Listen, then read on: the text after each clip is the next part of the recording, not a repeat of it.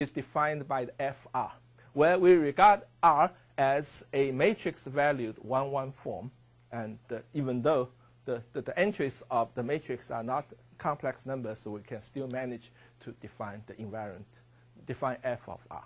And the key is, since R is a tensor, so the matrix is similar under different frame, so that this FR defines a global differential form on the manifold.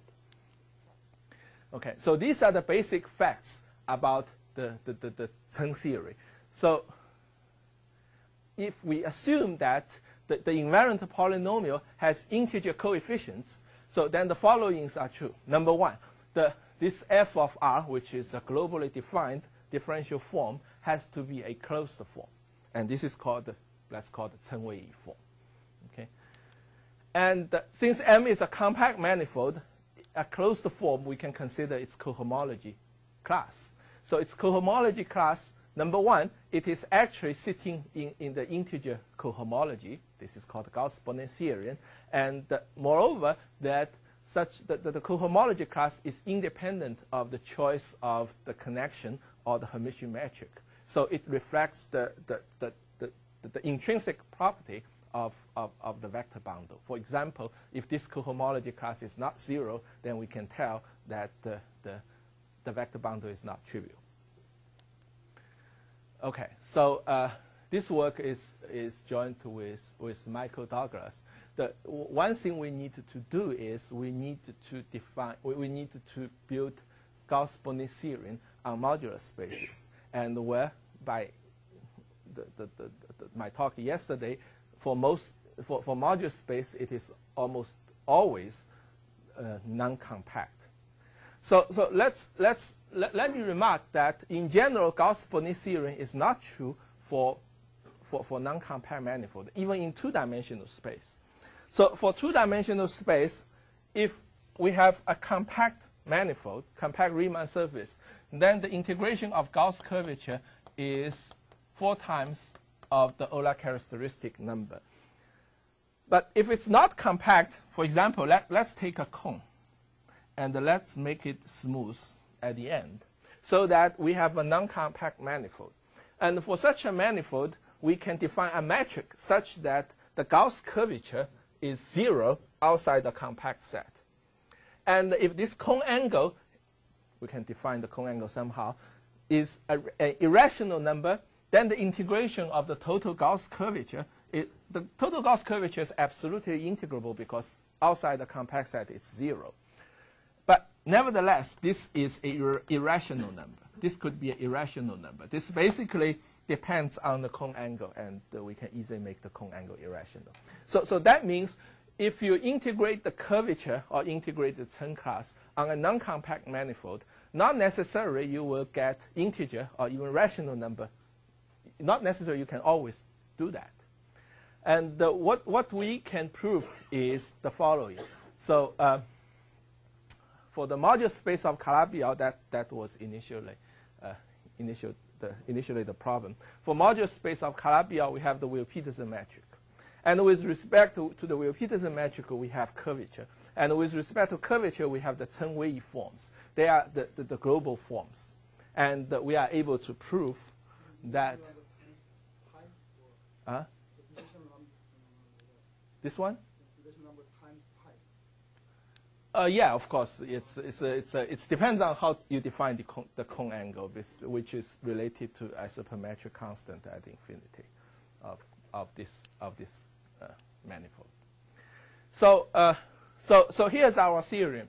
So assuming that M is the modular space of a polarized Calabi-Yau manifold, and assuming that F is an invariant polynomial with rational coefficients, and let R be the curvature tensor with respect to the Weil-Petersen metric, the curvature tensor, the curvature matrix of the Weil-Petersen metric. So then F of R becomes a global defined form. If this form happens to be an NN form, or happens to have NN form component, then we can take the integration. And the theorem says that this must be a rational number. There are some integrability issues here. Yes, this is in particular implied that it is integrable. Yeah. So one thing we cannot do better than a rational number is because even we assume that the coefficients of f is always an integer, we can still at most get a rational number. The reason is that although the Cronich space of the modular space of Calabi-Yau is smooth, but for the global modular space, it may have finite symmetry. So globally, the modular space may be Kähler Orbifold, and we know that for Kähler Orbifold, even for compact Kähler Orbifold, the integration of the Chern classes, we can at most get rational number instead of integers. Okay, so the assumption is so we just assume f to have rational coefficients, then this has to be is a rational. This produces a rational number. So it's not clear. Well, we haven't studied that. So how to, well, there might be a way to define Chern classes on non-compact manifold, but we haven't. We just make a precise statement like this. When you integrate it on the whole manifold, we will get a rational number, and when we integrate it against all quasi-projective subvariety, we also will get rational number. Okay, so let's take an example. For example, if we take the Ricci curvature of the Weyl-Peterson metric on the modular space and we power it m times, so that will produce a rational number. And the top Chern class we integrated, we will get a rational number. And well, it's in an early version we were able to prove that the modular space of Calabi-Yau manifold, its volume is a rational number. So remember, the corresponding result in Teichmüller space, in modular space of curves, is very difficult. It was only settled very recently that we are able to compute the volume of modular space of Riemann surface. But for Calabi-Yau, it's equally difficult, but at least there's a way to do it. Okay, and the rationality can be proved fairly easily. So let me make some remarks. Actually, I said that before. So number one is modular space is often non-compact, and it is surely not compact when the Euler characteristic number of the Calabi-Yau manifold or Calabi-Yau threefold has certain sign. Okay, so if the modular space were compact, if for some modular space it were compact, then the problem is trivial because on compact variety, on compact manifold, you integrate this Chern Wei forms. Surely you will get Chern rational numbers. Okay, so if we think about the compact case, so in the statement of Chern Wei theory, that the Chern Wei form, the fact that the cohomology class of the Chern Wei form is independent of the choice of the connection of the Hermitian metric. How to prove that? It's basically it's an integration by parts. Okay, and on compact manifold without boundary, integration by parts is always true. Okay, so that's why we can generalize the original Chern Wei theory somehow into a more general case, in a non-compact case, assuming that the growth of the connection and the curvature at infinity are mild, so that we can do integration by parts. So this was done by Mumford. So basically, it says that, well, it already said that the connection and the curvature, both of them, when you go to infinity, it's mild, then we can define Chern class. So in this case, the curvature at infinity is 0, so the growth is the best. But you cannot make choose a frame such that its corresponding connection becomes mild. So that's the problem. Okay, so after trying for a lot of times, we realized that actually we are able to prove something for more general. Okay, actually proving that general statement is well, it's not direct, but this general statement has its own interest because we by Schmidt by the work of Schmidt and his co-authors, we probably know very precise information of degeneration of Hodge structure, but we don't know global. This is global. This is not local. This is not just in a neighborhood of infinity of the variety. It is a global information. So here's the statement. So assuming that M is the modular space of any polarized Kähler manifold. And so then M is a complex variety. So it may have a lot of singularities, but since it is a complex variety, for most points, it is smooth. And let E be the Hodge bundles. So what are the Hodge bundles? I mentioned yesterday, Hodge bundles are those Hodge groups. And because on the modular space, every point of the modular space represents a polarized manifold. So we have a family of those Hodge groups. So that makes holomorphic bundles. Okay, so suppose E is one of them. And on Hodge bundles, there are natural Hermitian matrix induced by something like this. Okay. So take the Calabi-Yau threefold as example. F3 is a line bundle. F3 is equal to H30. Is a line bundle over M. And there's a natural metric on H3 basically by omega wedge omega bar. Okay. So for any other Hodge bundles, you can define a inner product. You can define a Hermitian metric in a fairly easy way. The problem is that when you go to the boundary of the modular space, or when the Calabi-Yau manifold is degenerated, then this might go to infinity. Okay. So, as I said, our result actually imply that the Chen wave forms are integrable, and well, of course, it does not imply that the Chen wave forms are absolutely integrable, but actually they are true. So since the proof of the rationality of the integration of Chen wave form is quite technical, let me give a quick proof of the fact that the integration is in fact finite. So here's the idea. So we are going to use the Schwarz lemma of Yau. So before we do that, we state the following proposition. So assume that M is any quasi-projective manifold. That means it is a Zariski open set of a projective variety.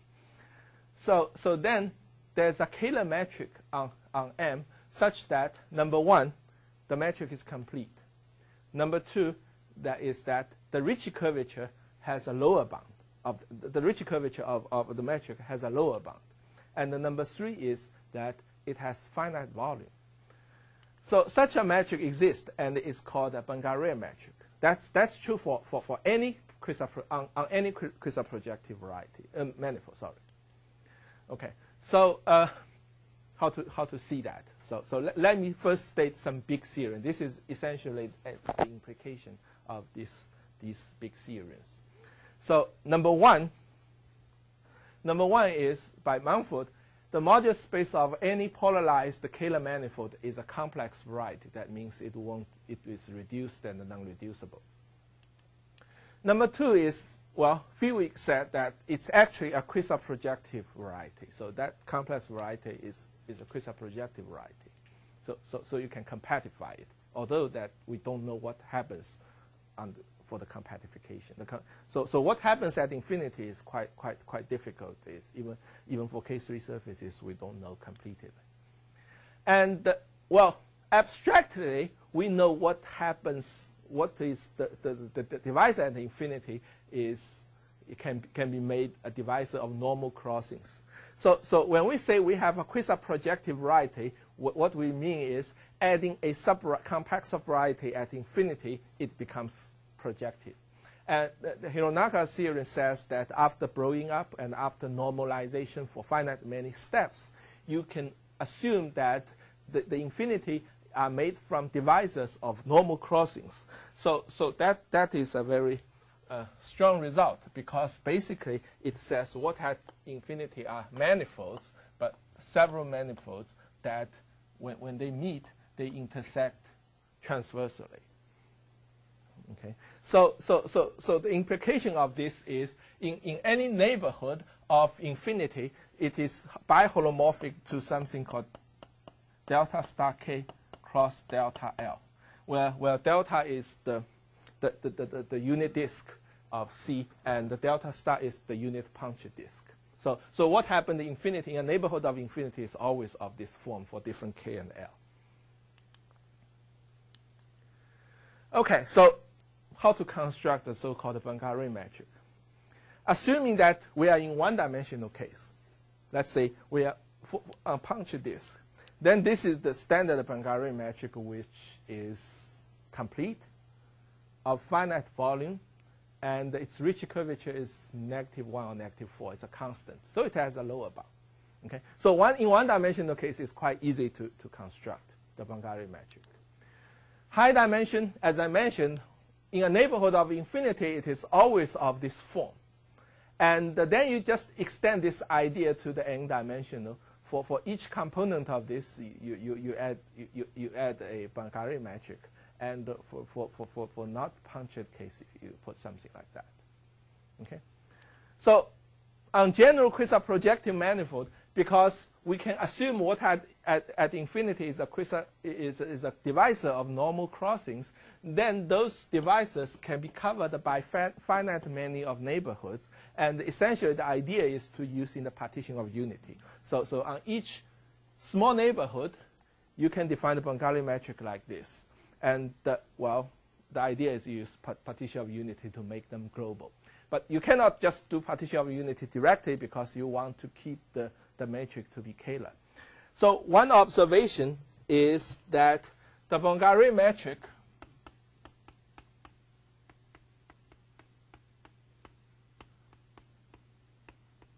we can always write it as dd bar of log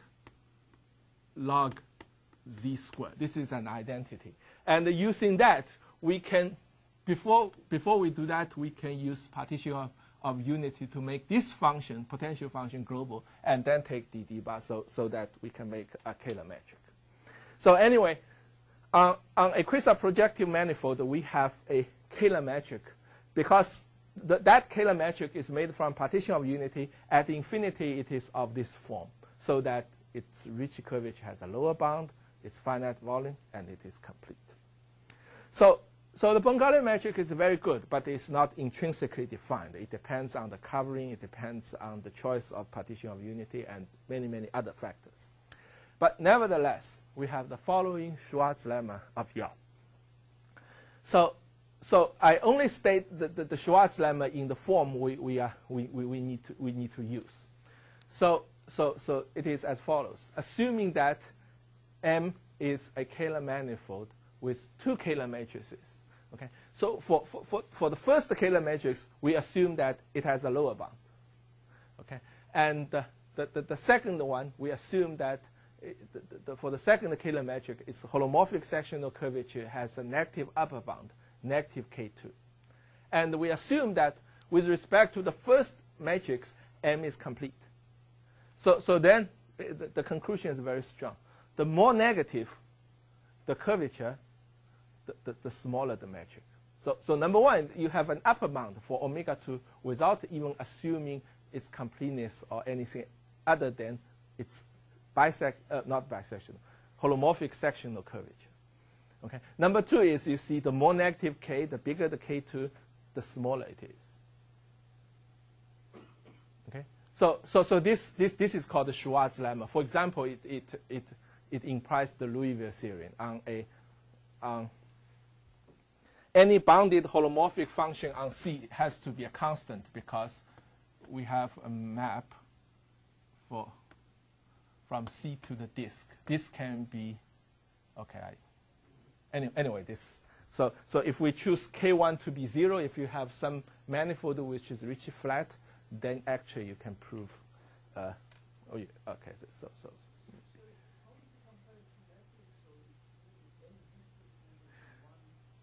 These two matrices are in the same manifold, so we can compare. No, not distant. Well, because on any local coordinates, they can be written as matrices. And when we say a matrix A is less than equal to B, we mean B minus A is a semi-positive matrix. But that implies the distance as well. So, so this is the result. So basically, say you have a model matrix with Ricci curvature negatively bounded, and the other one is the more negative, the smaller the matrix. That's the implication.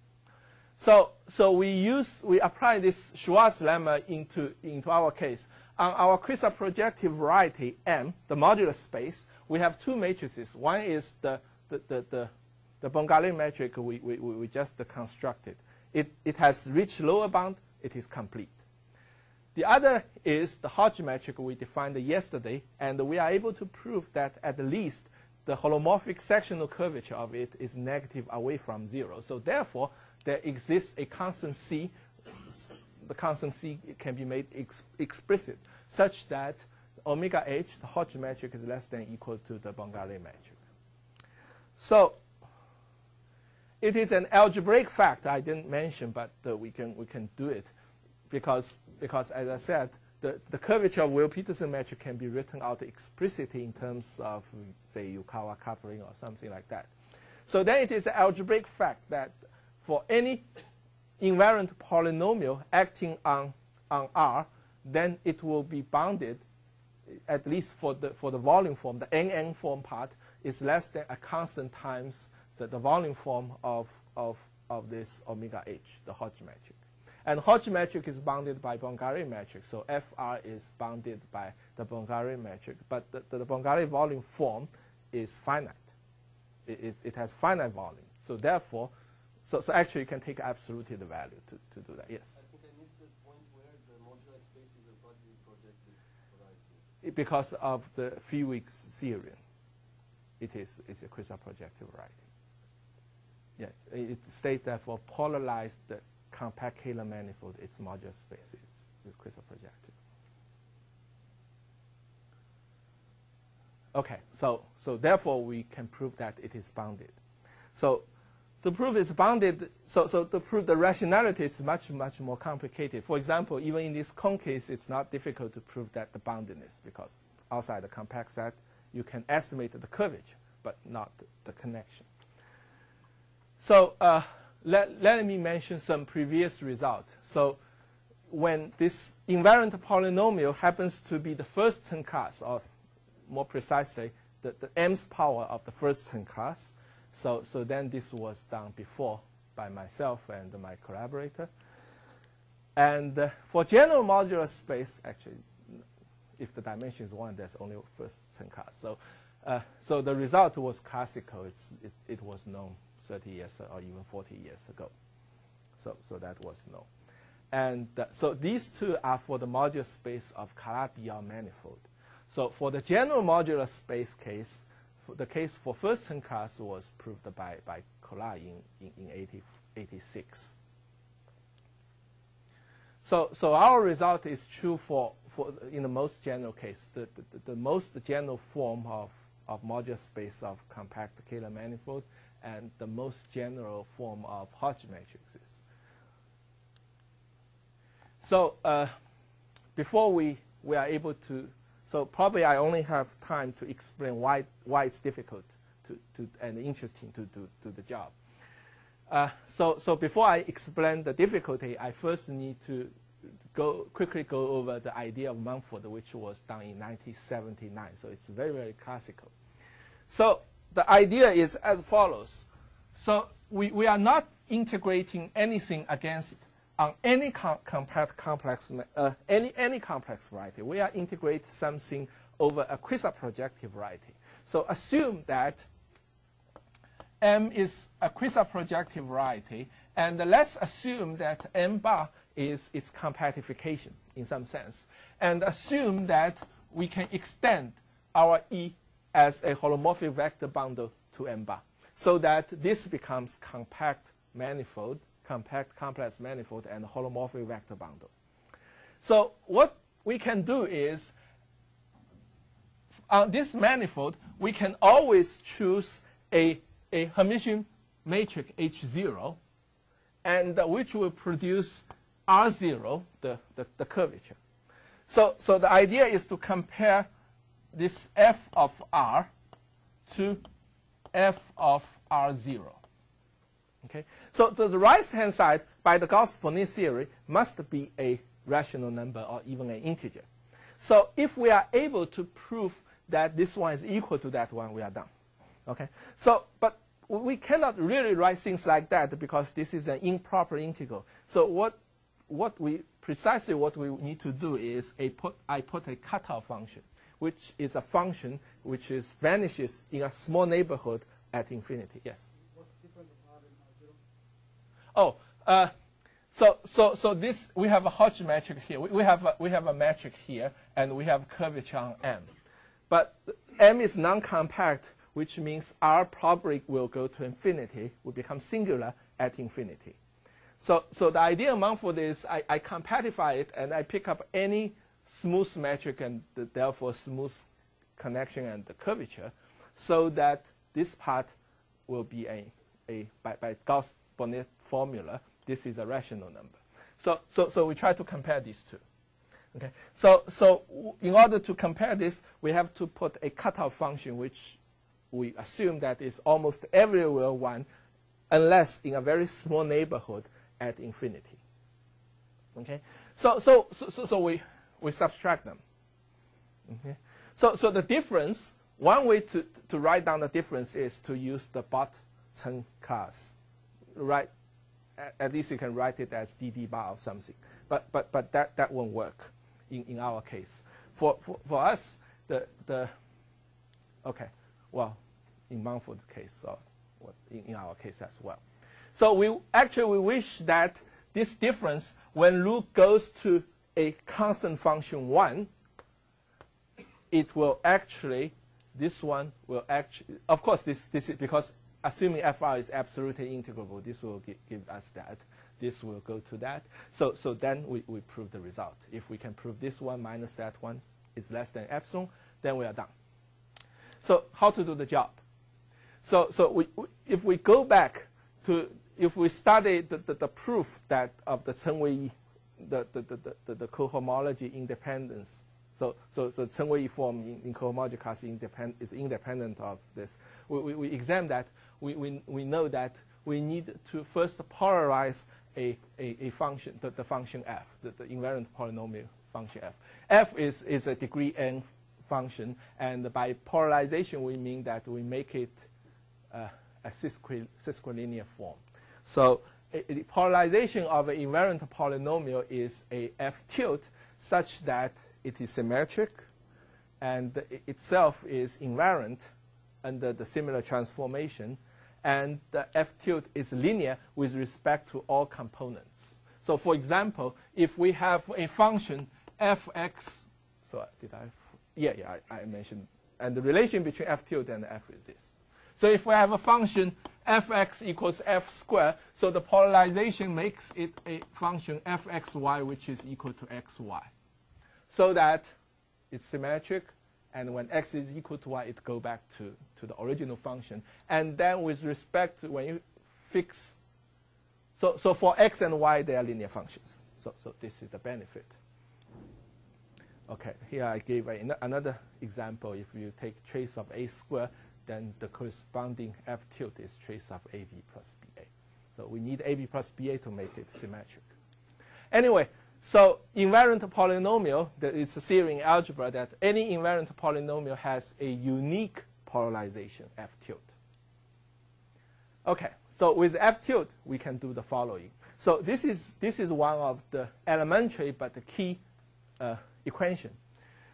So we cannot really take fr minus fr0. But what we can do is we write fr as, so let's take function of two variables as example. Fr minus, so suppose f is a degree 2 polynomial. So then we can write it as f tilde r and f tilde r0 r0. And then the trick is we just make it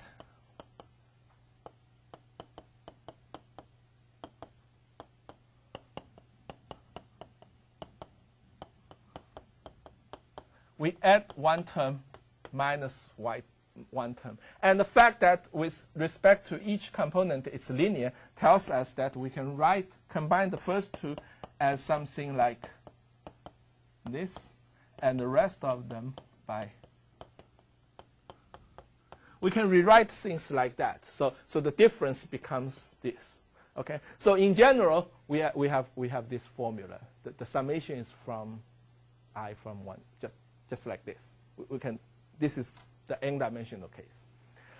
Okay. So because we are working on holomorphic vector bundles, so the curvatures are actually the d bar of the connection. Okay. So the trick is the connections are not tensors, but the difference of connections are tensors. So actually gamma minus gamma is the connection with respect to R, and gamma 0 is the connection of R0. Okay. So their difference is global, and R minus R0 actually is the d bar of gamma minus gamma 0. And since this is globally defined, we can use integration by parts to move the d bar operator to Lu, so that we have such a quantity. Okay. So now we can see when these two will go to 0, when the difference of this will be less than epsilon. So we just need to assume that this goes to 0. Then we are done. Okay. So that requires the following. Number one, the curvature of R, well, the growth of the curvature should be mild. It cannot go to infinity too fast. Number two, the background metric, the background curvature should be mild, which is true because it's smooth. It has to be bounded. And gamma minus gamma 0 is always bounded, so then we require that gamma is also bounded. Okay? So this is not bounded, but it's more or less controllable because we have the freedom to choose our cutoff function. So I will mention this later, but this is more or less controllable. What we need to assume is that the growth of these are mild. So in the Mumford case here, assume that these are quite small so that the integration goes to 0. Okay? And so when the growth of R and gamma are mild, and Mumford called such a connection is a good connection. And for good connection, he was able to reprove the Gauss-Bonnet formula. He was able to define the Chern class. Everything should be just exactly as in the compact case. So, well, in our case is we can prove, there's counterexample that Hodge metrics on the modular space are not good. So they are not mild. They just the growth on the boundary. So what I want to say is if you choose gamma 0 and R0 arbitrary, this is not going to be 0. This won't be small. Okay. Well, this is small, but point-wisely, this is not small. You cannot estimate. So if the Gauss-Bonnet theorem is true, of course, the integration has to be small. But if you restrict to each local coordinate, even integration against each local coordinate, it won't be small. Okay. So what we need to do? So let me write out the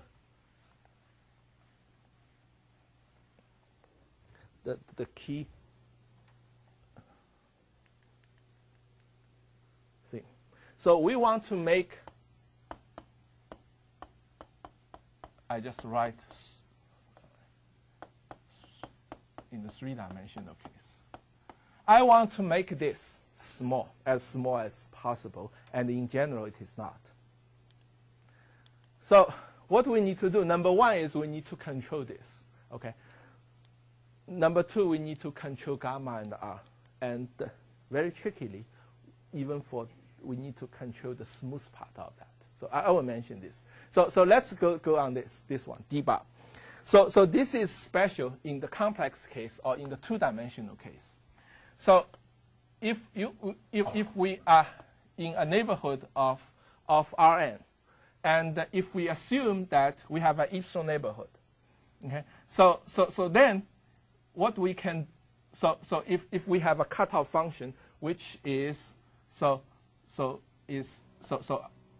on this 2 epsilon, the boundary of 2 epsilon, if I assume this is 1, and on the boundary of 1 epsilon, I assume the value is 0. So then the gradient of Lu is 1 over epsilon. And the second derivative of Lu is 1 over epsilon squared.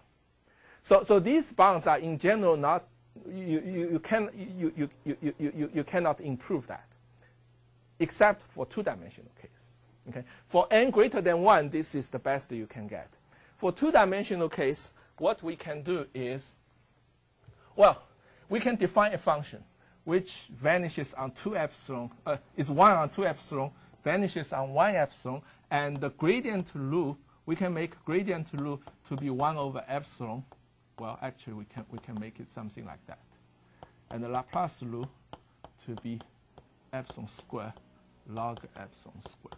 So this only happens in 2-dimensional case. Basically, the difference is 2-dimensional Green's function is different from high-dimensional Green's function. One is log, one is the other. Okay, so let me make some assumption. So of course, if everything's bounded, then the integration goes to 0, because Lu, you can make it the support of Lu of Lebesgue measure of the support goes to 0. So if everything is bounded, then we are done. So, but even not everything is bounded, how much unboundedness we are allowed? So we make the following definition, so called Poincaré boundedness or P-boundedness. So we assume U is a neighborhood at the, of Cn at origin, and let U1 be holomorphic coordinates. And let's assume that we have a divisor at infinity, which is defined by Z1 equals 0. So this is without losing, well, this is a special case. In general, it is the divisor Z1, Z2. Several of them cross to each other. So a smooth form on U minus D is called Poincaré bounded if it is bounded not under the ordinary frame, but on this new frame.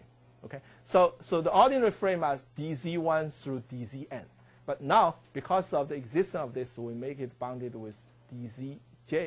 For j from 2 to n, it's still dzj. But when j is that, we make it bounded under that frame. We make a new frame like this.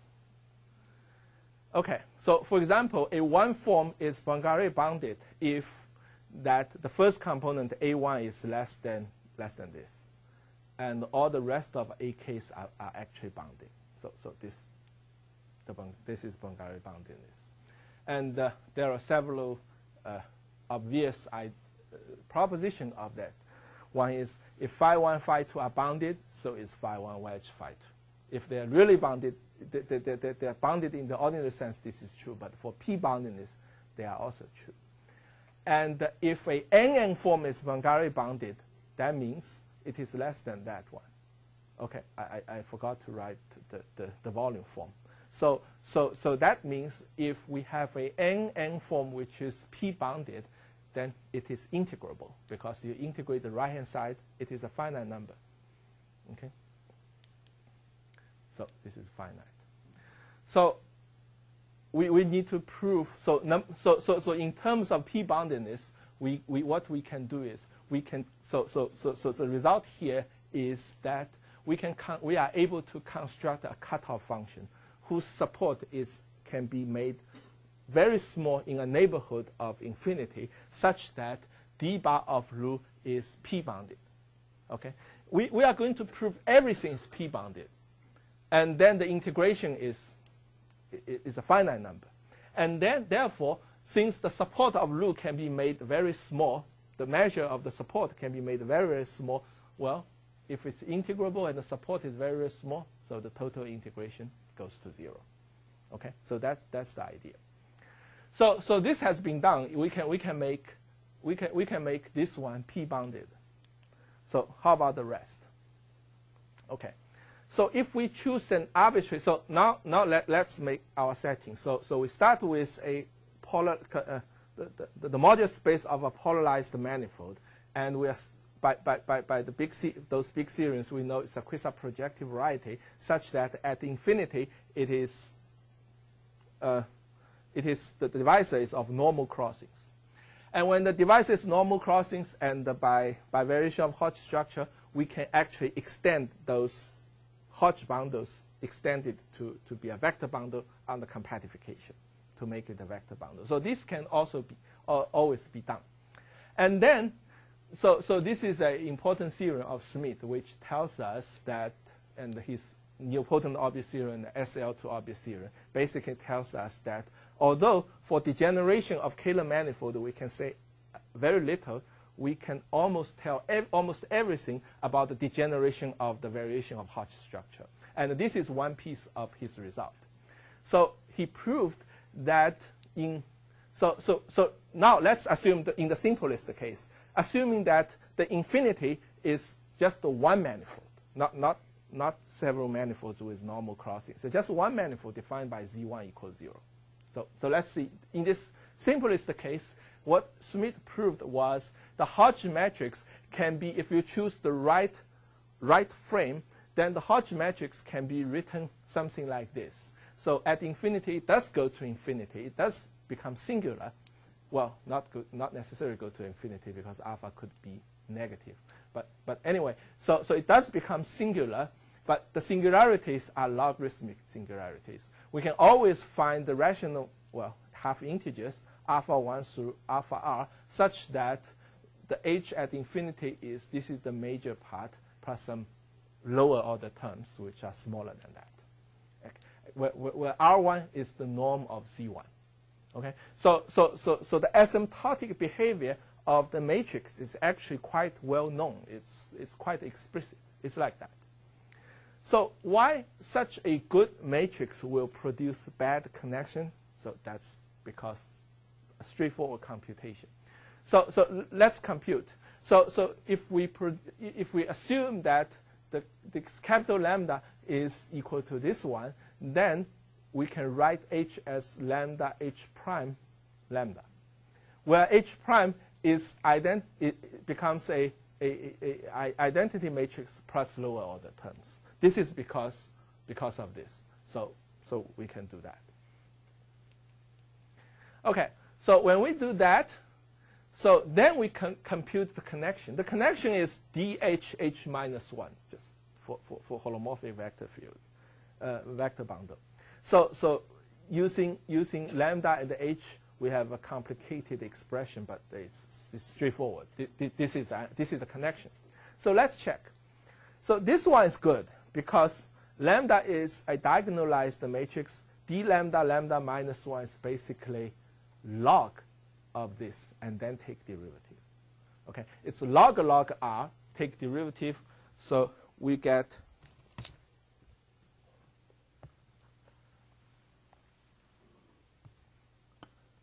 log r1.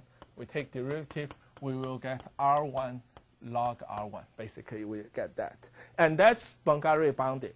So the first term is good term. So the second term, we have some problem. So h prime and the h are something called equals identity plus lower order term. So that means this one could be very small. This one could be very small. However, this may not be 0. And if you have a non-zero matrix and you multiply by lambda, lambda minus 1, you have problem. The reason is if a matrix A is equal to Aij, so lambda A lambda could be a matrix Aij log 1 over R1 alpha I minus alpha j. And the Aij are not 0, and depends on alpha I and alpha j. This is not Poincaré bounded. There's some problem here. Okay, so the second term, you see, the matrix is good, then the connection becomes, the matrix is good, the connection becomes uncontrollable because of this phenomenon. So the second term is not controllable. Yes?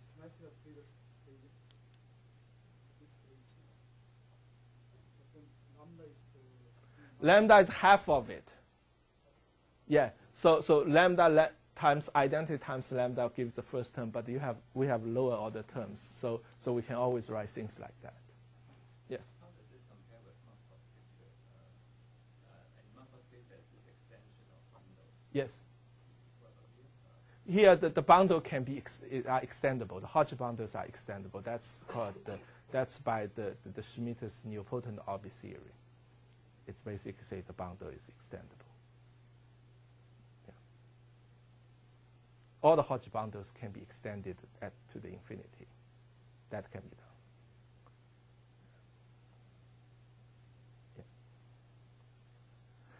Yeah. Okay. By his nilpotent orbit theory, you can even write out the generators of the bundle. Yeah. Basically, it's any section at infinity is equal to E log Z. Sorry, no absolute value.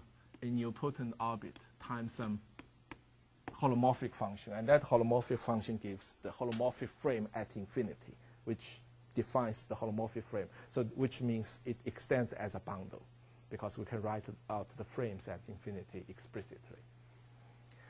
Okay, so this is bad.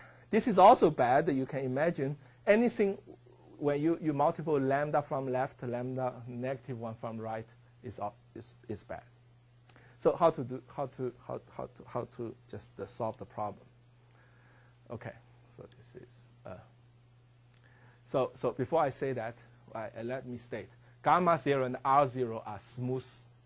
Supposed to be smooth connections and smooth curvatures because they are on the compact manifold and on the bundle over compact manifold.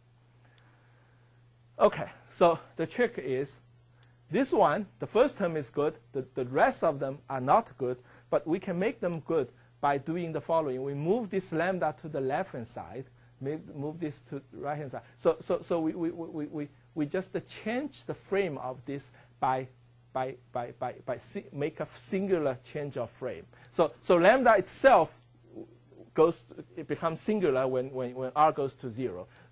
But nevertheless, we do this, and then we have this, from this one we have this formula, and then everything on the right-hand side becomes good. So this is good.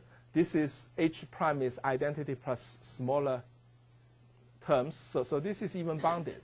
Okay. So this is good, and multiple by some bounded H prime. H prime is identity plus lower order term. It has to be bounded. Okay. So the right-hand side becomes good. So this is not my invention. This is actually one of the very special case of Kahtini-Kaplan-Schmidt theory. Basically, they said if you compute the curvature of the Hodge metric and you compute the connection of the Hodge metric, so it's they do not grow mildly, but you make a singular frame change. This singular frame change is with respect to the choice of the metric. Then it becomes good. Okay? So this is their theory. The problem is that we can of course we can, because f is invariant polynomial. This is f tilde. This is invariant. So you can make any frame change, no problem. You can change that. But gamma 0 and R0 are regular one. And you make a singular frame change, they may not be bounded. They may not be good. Okay? As I just write here, gamma 0 is a regular matrix, let's say Aij. Okay? So alpha I is greater than alpha j when I is less than j. So let's have the question. So if we have to make a singular frame change with those regular terms as well, so what condition we need to impose on those gamma 0 and R0 such that to make them bounded? Here I need boundedness, not just Poincaré boundedness. Okay, so in terms of this, we would see that when I is less than j, this becomes infinity. So in order the whole thing to be bounded, we have to assume that Aij is equal to 0. Right? So that means I have to choose a connection. So you see, I never say I choose a smooth matrix on the extended case. I say I choose a connection. I don't know how to choose a matrix to make all this thing happen. I can only choose a connection, smooth connection. Okay, that means I choose, so it's a matrix valued one form, smooth matrix valued one form. So for what condition on gamma 0 we can ensure that this is bounded? We have to choose a connection that on each so that on each neighborhood it is a lower triangular matrix. Okay, so this can be done very easily for one fixed coordinate, but when coordinate changes, this becomes not obvious. Right? So what we need, basically we need to do is we need to choose a matrix which is lower triangular just across the whole manifold, at least in a neighborhood of the divisor. Okay? And this is under the assumption that what happens at infinity is smooth, is just defined by z1 equals 0. If it is of several manifold, then more restriction on gamma 0 has to be imposed. Okay, so this is what I said here. So the key part of the proof is we are able to find, very surprisingly, we are able to find such a connection. So we are able to do the following. Suppose this is infinity, and then at each neighbor we can have a finite cover of them, and such that at each neighborhood we can find a frame, such that on this frame gamma 0 is lower triangular, and when you change frame it's still lower triangular all along globally it's true. So that's not obvious, but we are able to do that. So maybe I skipped this very technical part because we have to use the full power of Schmidt's nilpotent orbit theorem and SL2 orbit theorem. So the construction is as follows. So let omega alpha be the frame defined by the nilpotent orbit theory. Just like I said, so nilpotent orbit theory basically says we can extend the Hodge boundary at infinity, and there's a specific choice of the frames at infinity, which we call the omega alpha. And on different coordinates, A alpha beta be the transition functions. And so these are well known, but the observation is that if we use partition of unity, just do this, then this provides a connection. And such a connection, in the simplest picture, is always of lower triangular. Its matrix is always of lower triangular. So this is the key lemma. I guess I need to skip. So let me go to the last part of the talk. It's called the physics background of our work. So that's why we are. I'm joined with Michael Douglas. So he proposed, he and his co-author Ashok proposed the so-called counting the number of parallel universe. And so this is a more technical one. So this is probably a more real one. So later he joined with Schiffman-Zeldich, and he can prove that the number of parallel universe is bounded by the integration of 10 classes of the Hodge bundle with respect to Peterson metric and a lot of them. Okay, so our result implies that I don't care about left-hand side, but the right-hand side is always bounded. So at the time they developed this theory, the right-hand side is just a formal expression. We don't know if it's bounded or not. So by our result, the right-hand side is bounded. So this is our result. And in layman world is that if string theory is true, which probably not, then the number of feasible universe is finite. So this is a physics result. And that's all for my talk. I still have about 20 minutes. Probably I can say something else if you're interested. Or you can ask questions.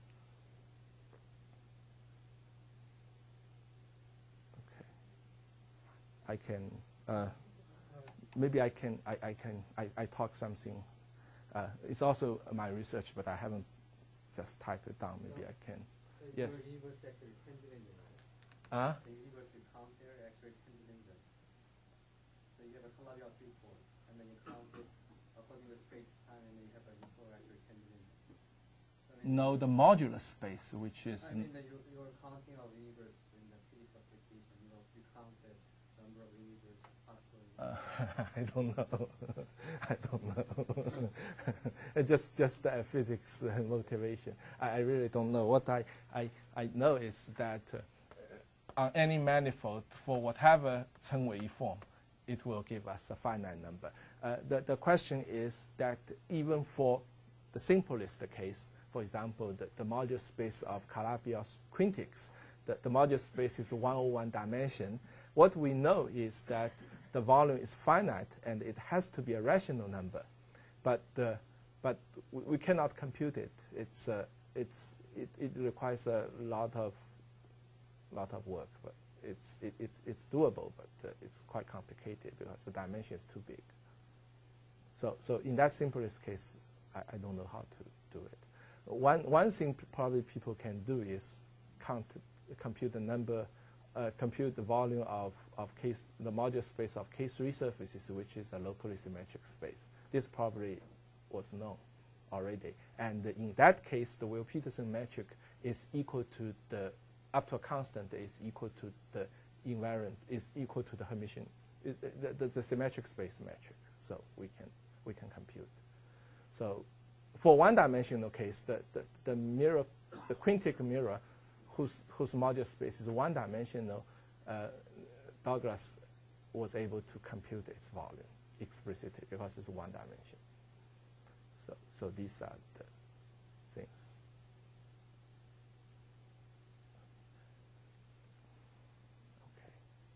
Okay. So one thing I want to just bring up for discussion actually is the following. So suppose we have a ample line bundle over a compact manifold, and so we can make LK to be very ample if we want. So then on such a space we can do the L2 estimate. So basically what L2 estimate, we mean that for any point x in M, and because in a neighborhood of x, we can find. So the line bundle is trivial. So we can create a local section, local holomorphic section by just making a local holomorphic function. Okay, and such a local object can be extended globally by the so-called D-bar estimate. What we can do is so let x in M, and U is a open neighborhood, small neighborhood on U, and let F be a holomorphic function on U. So F can be regarded as a section on this line bundle. And then F is only local. We can make it global by multiple by a cutoff function. And in this way, it becomes a global section of the line bundle, except that it fails to be holomorphic anymore. It is only holomorphic in a very small neighborhood of X, but outside it's 0, and in between it is only C infinity. So the idea of D-bar estimate is that we are able, so we define omega to be D-bar of Lu F. And if we are able to somehow solve the equation D-bar G equals omega, so then this Lu F minus G becomes holomorphic. Okay. So, but the point is, if we don't make any restriction on the solution, this solution is obviously not unique. They can be up to a holomorphic function, holomorphic section. If we don't make any restriction on G, then the chance is G could be equal to Lu F, and their subtraction could have been 0. So you do have holomorphic section, but that's a 0 section. Okay, so you can manage to do it that among all the solutions, this G has the smallest L2 integer, I mean the L2 norm. And so that you can make sure that they are different, that their subtraction won't be 0. So there are a lot of techniques involved in how to choose the correct G. Okay, so one of the choice of G is as follows. So we choose G to be d bar star green. So this is the roughly the d bar estimate. So here we assume that M is compact. M is compact. So if M is not compact but complete, well, we can do the similar thing. Okay? So what I want to say is that even when M is not complete, we can still manage to do the job. The reason is that in order to define the Green's function, we have to define the Laplace operator. And the Laplace operator could be easily become a self-adjoint operator by just first define Laplace operator on now M is not a complete manifold. So we can first define the Laplacian operator, bundle value the Laplacian operator on C0 infinity sections. And then we have the so-called Dirichlet extension of the Laplace operator to make it self-adjoint. And we can prove that we have Laplace has the eigenvalue gap, and so that Green's functions are all well defined. Okay? And then we are still able to solve this d bar equation. So the point I want to make is that in most cases, if in differential geometry, if you only concern something with respect to the Laplace operator, the complete assumption is usually not needed. For example, there is a famous theory of Yau said that on complete manifold, there's no L2 harmonic function. The same thing is true for incomplete manifold if you choose the appropriate Laplace extension. So, okay, so yes. So this is a classical theory of Yau. Suppose X is a complete Riemannian manifold. Riemannian manifold. So if F in L2X and delta F equals 0, that means F is a constant. So this is his theory. Okay, and so same thing is true if we don't assume X is complete. X is just a manifold, Riemannian manifold. So we replace number 1 to be F in the domain of the extension of the Laplace. And the second, delta F equals 0. Still, we get F to be constant. Okay. So the reason is that, for example, you can argue on the unit disk, it's a non-complete manifold. Okay. So the Laplace, so the harmonic function obviously exists. For example, X is a harmonic function, but X is not in the domain of Laplace, so we don't count that. What in the domain of Laplace are those functions which vanishes on the boundary. But for any harmonic function vanishes on the boundary, maximum principle tells us that it is 0. So the point is, in this case, of course, you can add a smooth boundary, but in the modular space, we cannot add a smooth boundary to it. It is just something it's just an incomplete manifold. But we can still do the same thing. In particular, we can do the d bar estimate. Okay, so that's all for my talk.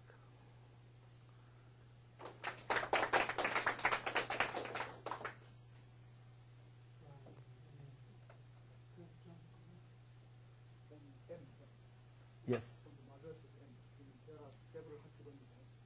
There are Hodge bundles, yes. First class, what do you mean by independent?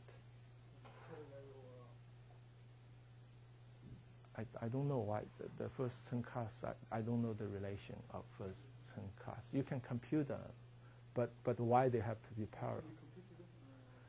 Well, in terms of, yeah, you can compute them. Yes, you can compute them in terms of Hodge matrix, yes. you can compute them.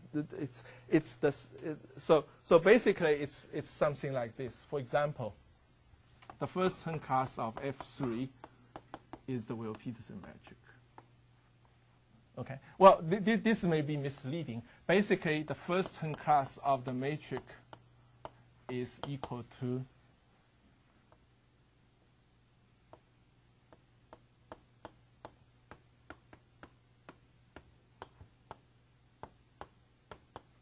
okay. So when you take second, this is holomorphic and anti-holomorphic.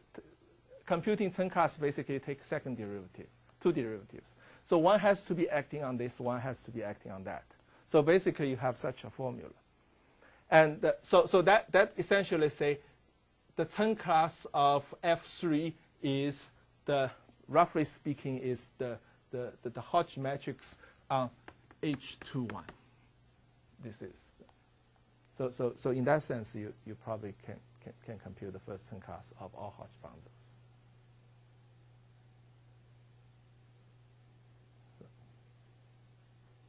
Yeah. In general, the FK, so HPQ term class is basically the subtraction of two matrices. So this is just the, you write down the local coordinate you can compute.